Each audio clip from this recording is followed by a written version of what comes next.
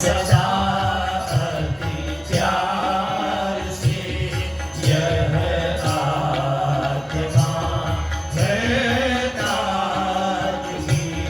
घर की उजाली चांदनी शीतल सुभग सुषमामयी घर की अपनी बिटिया को याद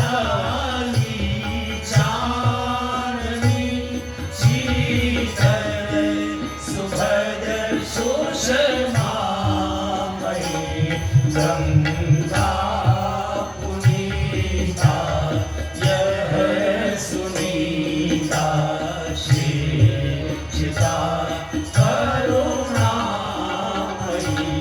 गंगा पुनीता यह सुनीता शिक्षिता करुणामयी कले तक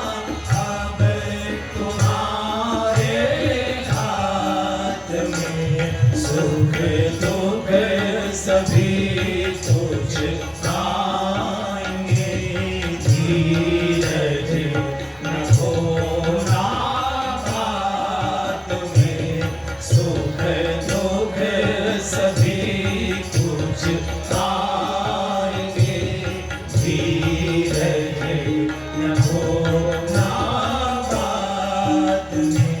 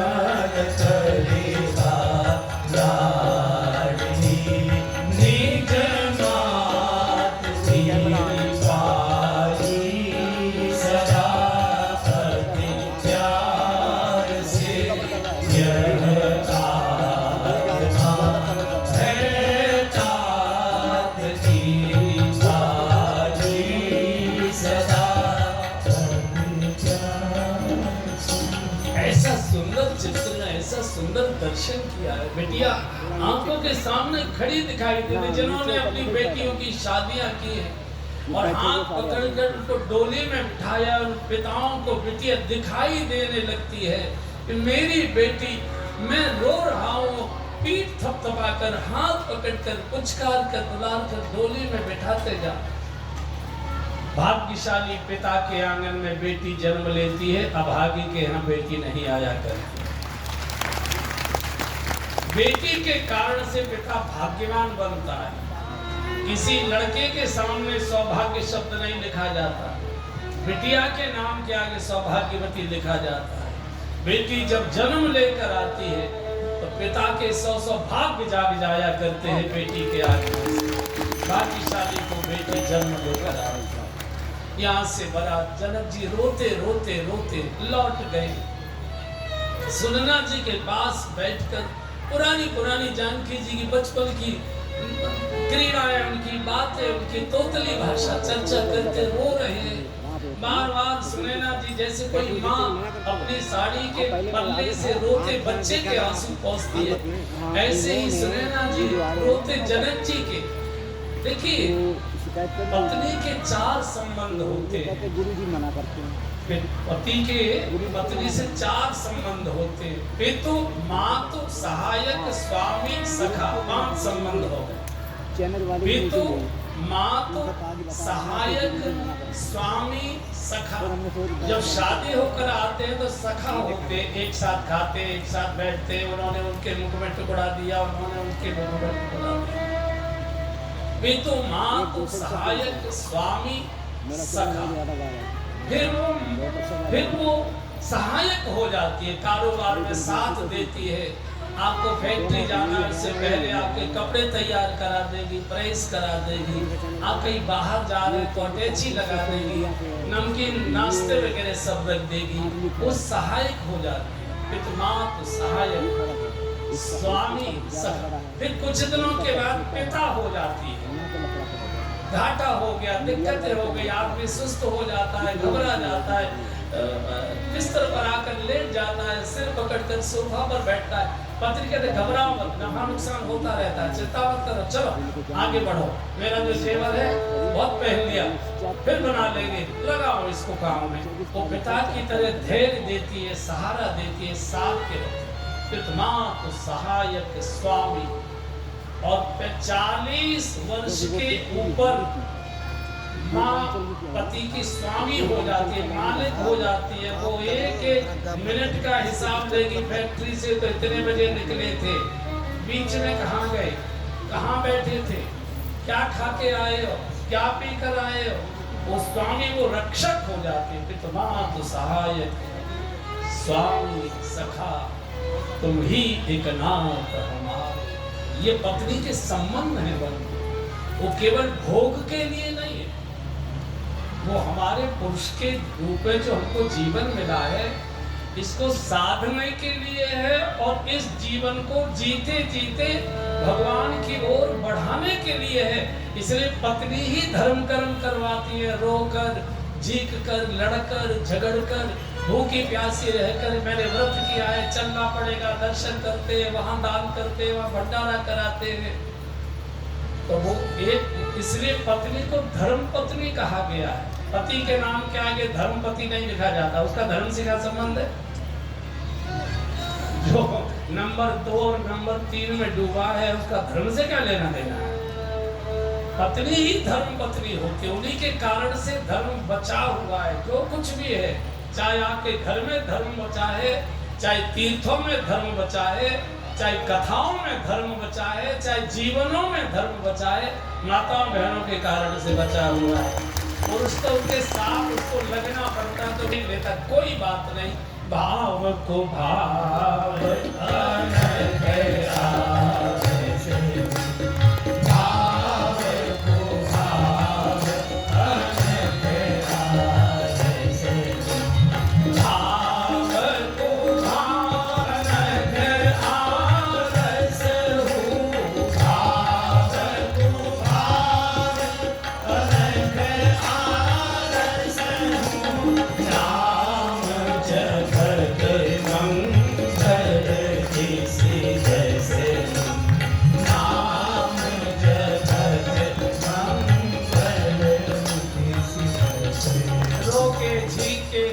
खवा के, रूठ के, मटक के बिचारी जैसे तैसे कथा में ले आती है तो कोई बात नहीं है। कम से कम कथा में बैठेगा तो कुछ न कुछ तो भगवान का नाम कान के अंदर जाएगा ही जाएगा, कुछ न कुछ तो जीवन के अंदर अमृत का प्रवेश होगा। गोस्वामी जी इस बाल कांड को पूर्ण करते लिखते निज गिरा पावन करन कारण राम जैसे तुलसी कहो निज गिरा पावन करन कारण राम जैसे तुलसी कहो रघुवीर शतपाल पावि पार पवे होने लयो रघुवीर चरित अपार पावि पार पवे होने लयो उपवीत व्याह उछाह मंगल सुनिज सागर गावही उपवीत व्याह उछाह मंगल सुनिज सागर गावही मैं तेरी राम प्रसाद तेज सर्वदा सुख पावही मैं तेरी राम प्रसाद तेज। तो स्वामी जी कहते मैंने तो अपनी जिह्वा को पावन करने के लिए चरित्र गाया है। निज गिरा पावन करन कारण राम जस तुलसी का। भगवान के जन्मोत्सव को, भगवान के विवाहोत्सव के इस मांगलिक प्रसंगों को जो गाएंगे सुनेंगे, भगवान की कृपा से उनके जीवन के समस्त कार्य मंगल रूप प्राप्त करेंगे। और बाल कांड को पूर्ण कर हम अयोध्या कांड में प्रवेश करते हैं। अयोध्या कांड की प्रारंभ की 8-10 चौपाइयां हैं। मेरा निवेदन है कि इस चौपाइयों का रोज पूजा में जब आप थोड़ी बहुत पूजा में बैठते हो करते हो, मोटे अक्षरों से एक कागज पर लिखवा लीजिए किसी बढ़िया पेंटर से, अच्छे जिसका लेख हो। इन चौपाइयों का रोज पाठ करिए। आपके घर में धनधान्य कितना बढ़ेगा ये तो मैं नहीं बता सकता, लेकिन आपके घर में कभी गरीबी प्रवेश नहीं करेगी ये मैं बता सकता। भगवान विवाहित होकर आए हैं, अयोध्या की क्या स्थिति हो गई एक बार मेरे साथ सब गा लीजिए। फिर कल से घर में प्रतिदिन और दिन में जब मौका मिले, सुबह मौका नहीं मिलता, रात अपनी है, रात को ये पाठ करके सोइए, गाइए मेरे। जब तेरा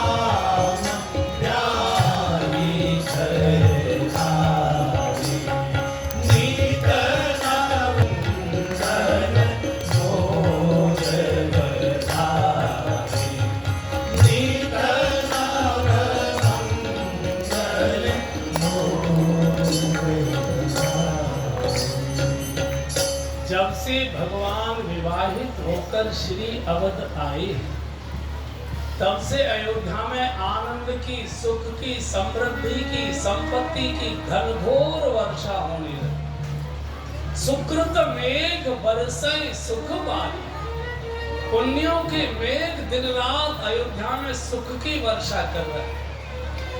तो जब घनघोर वर्षा होती है और कई दिन होती है तो नदियों में बाढ़ आ जाती है। गंगा यमुना में तो जल की बाढ़ आई, अयोध्या रूपी नदी में काय की बाढ़ आई? बोले रिद्धि सिद्धि संपत्ति नदी सुहाई। रिद्धि सिद्धि की संपत्ति नदियों में आनंद की, सुख की, समृद्धि की बाढ़ आ गई। दिन रात सुखों की वर्षा, कहीं न जाए कछु नगर विभूति, नगर के वैभव का वर्णन